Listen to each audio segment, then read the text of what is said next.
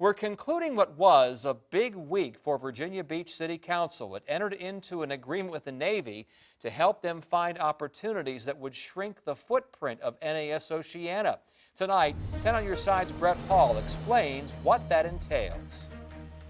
The commanding officer of NAS Oceana called the idea a first of its kind. Department of the Navy, NAS Oceana in particular, partner with the city of Virginia Beach in a way that we haven't partnered before. This week, Virginia Beach City Council approved entering into a partnership to help the Navy find ways to hand off assets of the base that have nothing to do with flying jets in order to devote more resources to vital equipment and the service members' overall quality of life. We'll certainly turn the corner in the way that the Navy runs its installations. In the fall, a group of real estate consultants compiled a more than 100-page report on some of the Navy's options. The group recommends the Navy move forward with a proposal from Dominion Energy.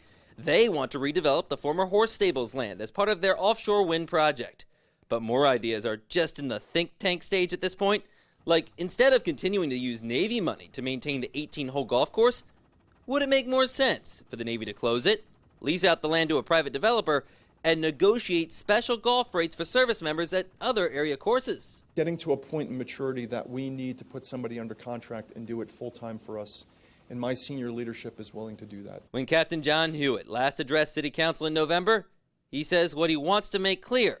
We are not asking City Council or the citizens of Virginia Beach to take on any responsibilities that the Navy is not willing to assume by itself. He says everything must be viewed as good for both the Navy and City. We're really excited about this opportunity. Mayor Bobby Dyer tells me it's an opportunity they'll provide the kind of excitement that make more people want to live and stay in Virginia Beach.